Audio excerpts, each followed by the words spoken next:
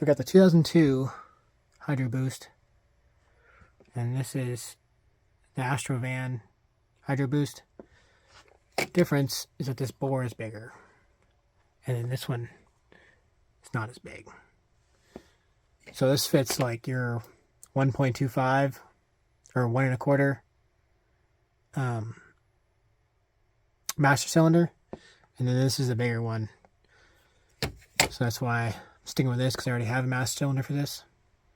And then I do want this, and they line up the same. And if you're going with the Astrovan, this is going to angle down or angle up if you have it a certain way. So, and the rods are different. So, other than that, I think everything is damn near the same. You know, so some had a longer reservoir. Swap the brackets. So we got the Astrovan on the newer bracket. And then I'm going to take this back to why I didn't just take this whole setup with the master cylinder. It's because I already have one. But yes, I could have just used the new master cylinder on this whole setup off the O2, and then I would have just got a different proportioning valve or a custom one, and then it all would work. But I already have one, so why pay for something I already got? So here's the bracket. These were all pressed in like this, right? You know, just press them out, socket. Alright, so I was thinking maybe have it like this, right? Seems cool, but it's hitting the linkage, and there's more lines that are going to be in the way. So that's why, pretty much why they did it. They mounted it the other way. You can mount it either way, but this way you're going to run into a lot of problems. And the square bodies, they actually had it the other way, so or everywhere it's right side up, but they changed the lines in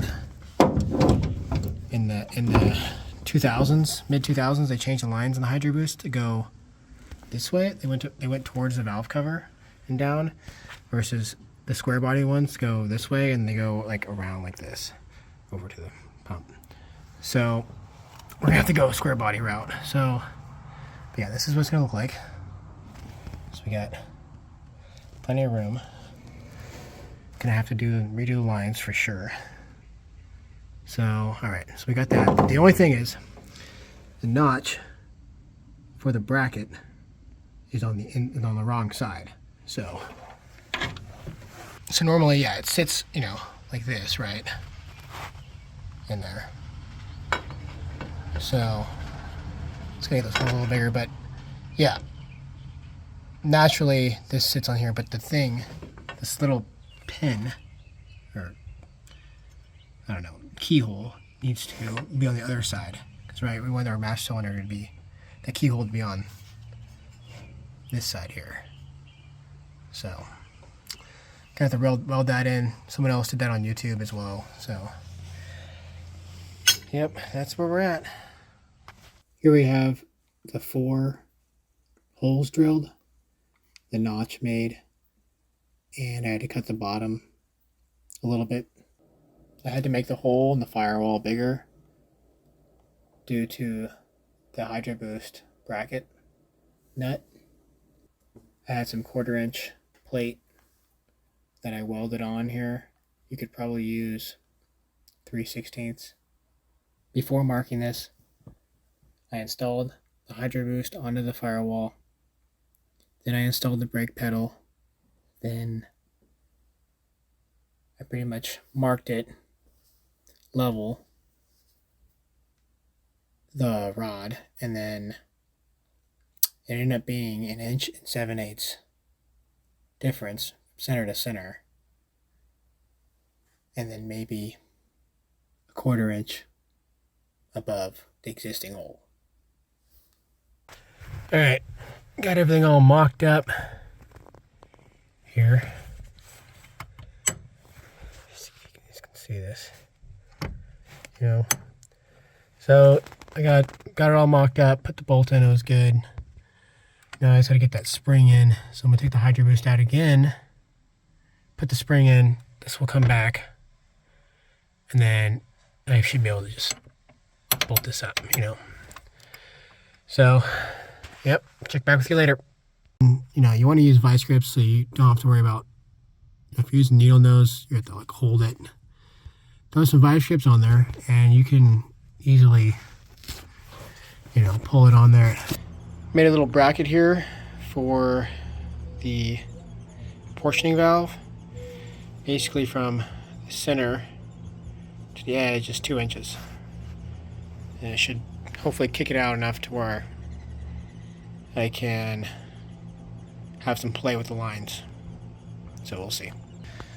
So there it is. Put little Sharpie marks to mark it all up. And then I bent my lines. Like I took all this apart so I could bend it all, you know. But then I had to know where to put them. So I made these little lines here. Or put these little dots where I kind of wanted the valve at, so. Bleeding the brakes, kind of see air coming out of that one. This is my bench bleed setup. So, got some fittings there. You know, the rear went like easy. And then this one took, I've done like 100 pumps. And I was beginning to think it was bad or I didn't have enough reach in my pedal.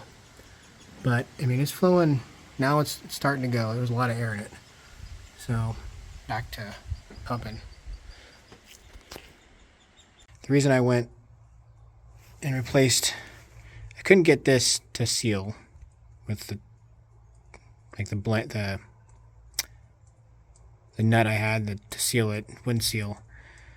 So that was one issue, and then this one was leaking, even though the flare was like perfect.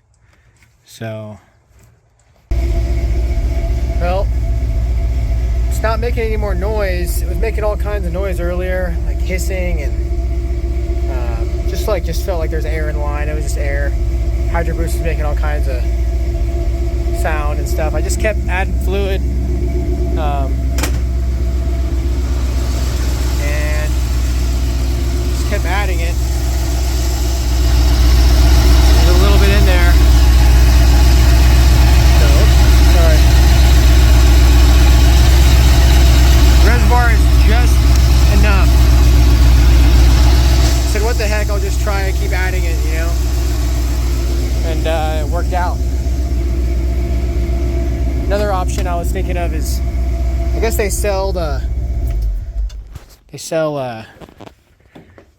you know, power steering pumps without the reservoir on top, which would be ideal. We could put in there are the ports on top. It's exactly the same. It's just without this, and there's like a line that comes up. And then I would put like maybe a reservoir here that had like something off the Astro van, the reservoir up top right here. And then just have, you know, one of the lines go over here and feed it. Actually, it'd be 2 lines. It'd be the big one to feed it and then the return. So, I mean, that's an option maybe later down the road. This whole setup I kind of don't like anyway. I mean, I guess if you had the newer, say you got like a serpentine system, I bet you the new style power steering pump is bigger. Like looking at it online, it is like wider, which would be totally fine. And they also sell some that have like 2 of the, you know, they have 2 returns on the actual pump. One that comes out like over, like down there pretty much. 2 different spots. That may interfere with the frame, but I don't know if they look into that. But so far so good. I'm gonna, here's the fluid all filled to the top pretty much. I mean, is it, oh, there you go. Get you in there. Yeah, so it's pretty, you know, it's got some leeway. I'm gonna add more. I just keep adding it and it just keeps going down.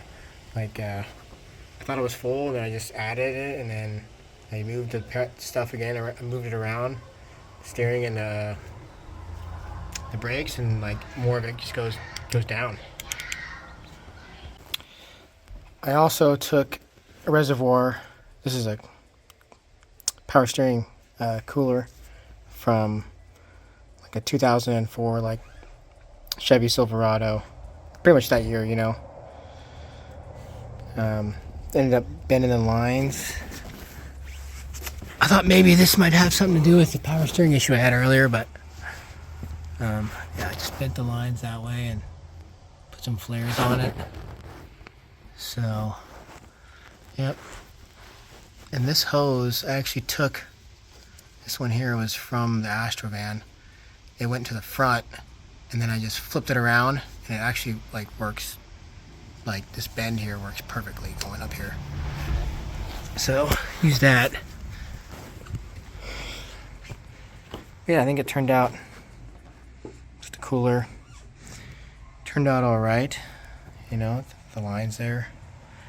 So, I ended up redoing it. I don't know, the flare looked pretty good, but whatever. It is what it is now, and glad I did them. So, it's kind of going up there and strap there. I might strap this. I don't know. I mean, we'll see. Kind of wanted to have some play. There's no like curly cues. Most people, but there is 290s, which helps with the, you know, flexibility.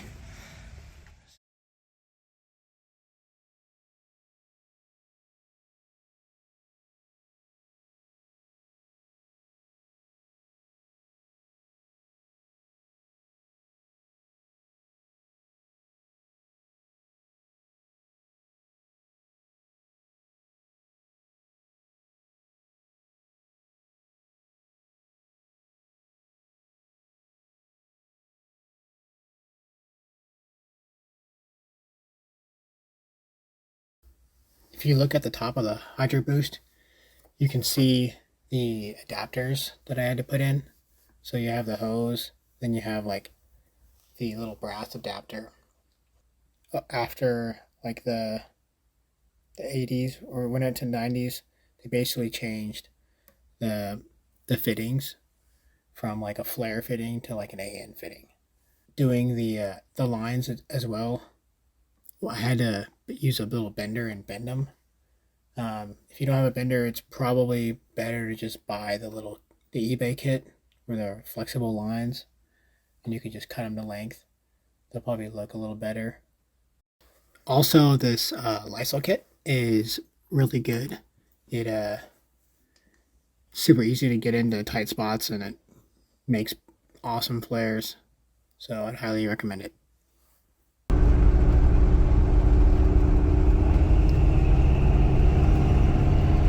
Alright, we're going to do a brake check on the, we're going to go about 60, new Hydroboost. No cars are behind me. This is the first hard braking it's going to do, so.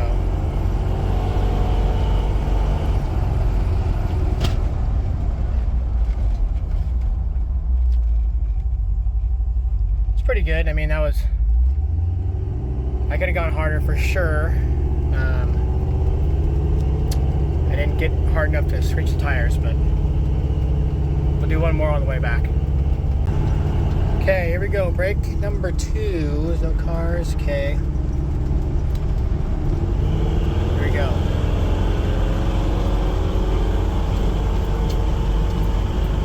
It's pretty shitty. That time I really got on it, but see how the motor kind of wants to die? I think that's because the fuel and the float bowls are actually getting pushed away from it, so they don't go down, so it kind of feels like it wants to die. But overall, I mean, it brakes a hell of a lot better. The brakes are much they're way softer. Like the beginning, I mean, your grandma could drive it really. So like it's super soft. It almost feels spongy, but then like right after that, it's just like boom. They're like you could feel the resistance against it. So, but they're super easy. Anyone can like push the pedal. It's not hard at all. I mean, even when I was pushing it there, I was like, oh, I could just keep going, but then I would lock up the brakes, you know. So, and I put on that Willwood adjusting portional valve, so the backs, you know, won't lock up as much as like sometimes you buy the ones that are pre-proportioning valve, and like they can still lock up. I mean, these could still lock up if I hit them hard enough. Like the back will probably still lock up because there's not a whole lot of weight back there, but I did it so it could manually adjust, because every car is different. You know, you're buying one for a car versus a truck. Like